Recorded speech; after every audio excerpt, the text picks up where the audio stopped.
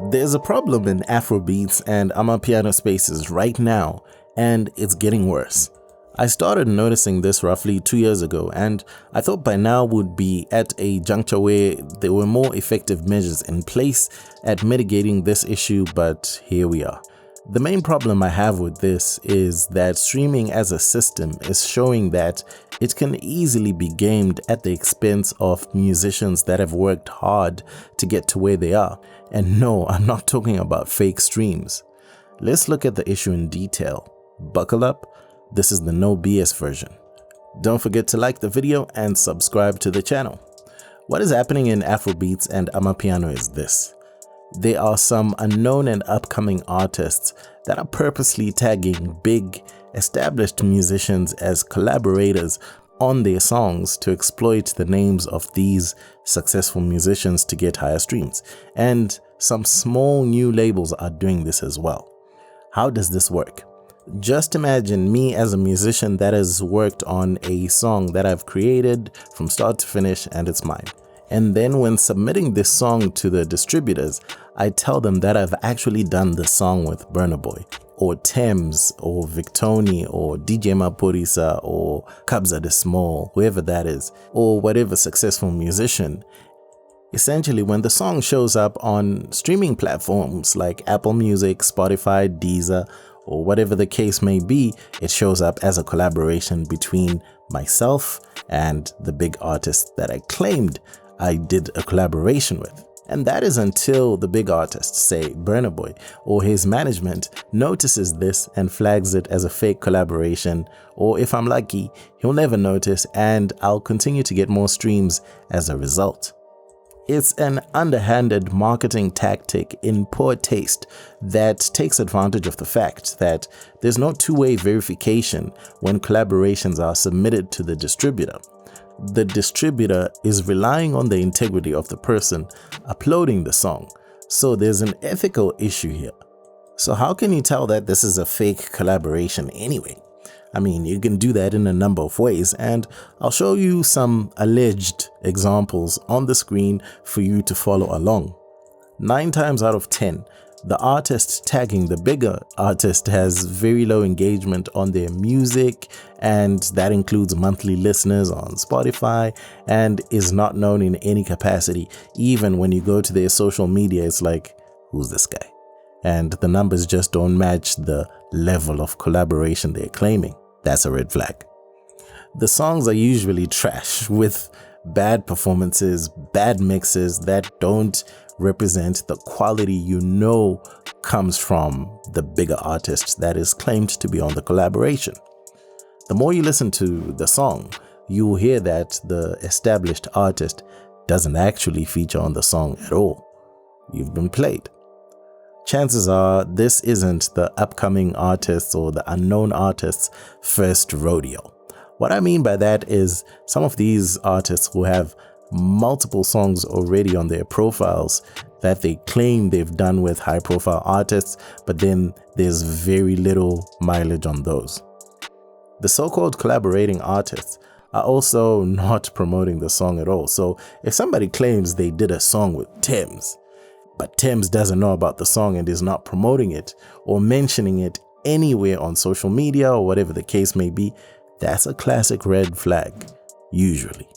Sometimes the cover art is missing key information, and this is done deliberately to not raise the alarm. So by not putting the names of the person or the people claimed to be collaborators, it's a way of, kind of hiding the fact that this is a fake collaboration. And then in some cases, after a while, the song eventually gets grayed out on streaming platforms and you can no longer stream it. And this likely happens after being reported, which could be a matter of days, weeks, months, or years. What is more disconcerting is that some of these unknown artists doing this are actually very talented and don't need to do this. They just need to be patient and grow their brand brick by brick like the rest of us do. It's that pressure of showing that what you're doing is successful and it's quickly successful. The same reason artists buy fake streams. These fake collaborations actually do significant damage, especially in emerging industries where the value chain isn't in full effect yet. Think of how Afrobeats has become a global export, and many people in countries outside of Africa continue to discover it. If one such person goes on their favorite streaming platform, searches a popular Afrobeats musician name, and then one of these fake collaborations comes up for whatever reason, then they listen to it and hate it because it's a bad song. They think the Afrobeats hype is fake off of that one song, but wouldn't be any wiser to the fact that this is some unknown kid misrepresenting the bigger artist to gain more streams, and that person probably isn't coming back to Afrobeats again. And the proliferation of tracks with falsely claimed collaborations can lead to market saturation, making it harder for genuine talent to get noticed. If the algorithms are suggesting these poor quality tracks based on false collaborations, metadata, and whatever, more of that could be put in front of us as listeners. This can also dilute the overall quality of the music reaching the audience, and as the focus shifts from musical skill to marketing tactics, albeit ethically suspect marketing tactics, this just hurts the industry more. Artist relationships in this case might also suffer. Such deceptive practices can strain potential relationships between artists, especially established artists and new unknown artists, where the established artists may become wary of genuine collaboration offers, potentially missing out on innovative music partnerships. And it also creates an environment of suspicion and competition rather than cooperation. And we need more cooperation to continue to grow Afrobeats, Amapiano, and African music in general. There's also an economic impact here.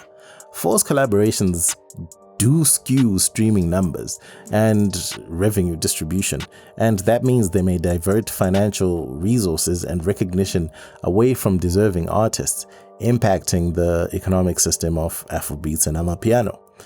In that regard, falsely tagging an artist in a collaboration without their consent can be considered a form of misrepresentation or fraud.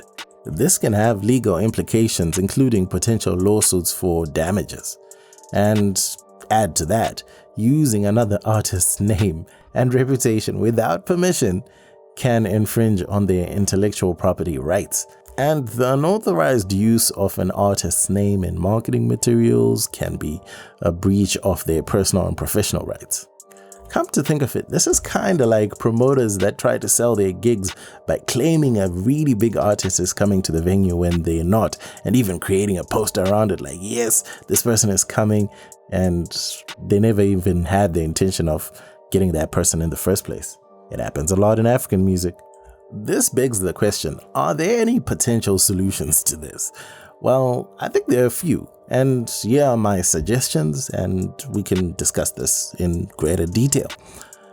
I think a two-way collaboration verification system should be in place at a certain level of industry, I should say. Implement a mandatory verification process where both artists must confirm their involvement in a project before it can be released. And this system should be particularly stringent for collaborations with top-tier artists, and maybe we could say the top 10 to 15% of artists would be within this, or should be within that benchmark.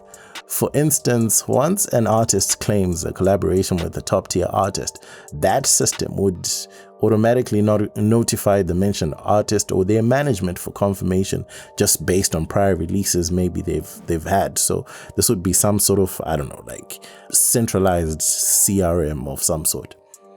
I think there should be a 3-strike policy, and a policy where artists or labels that repeatedly engage in these deceptive collaboration practices are penalized.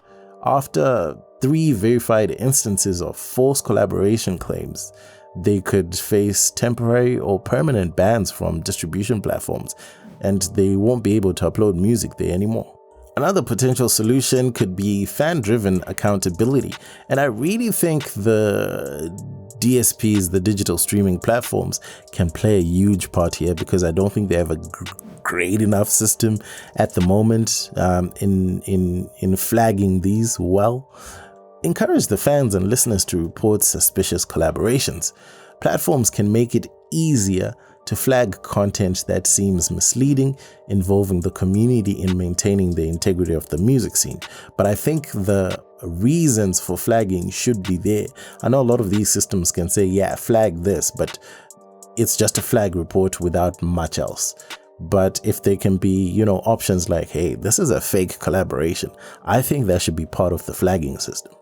Another potential fix to this is stricter distribution platform policies.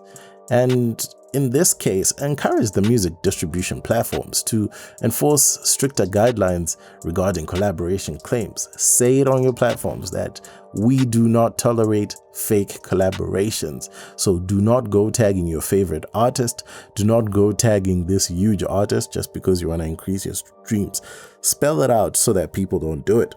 On the flip side, platforms like Spotify, Apple Music, and others probably should have a dedicated team to review and verify high-profile collaborations, especially involving artists from the top success brackets. Like I said, probably the top 10 to 15% of musicians based on numbers on their platform, so that, they are also looking after their upper echelon clients, so to speak.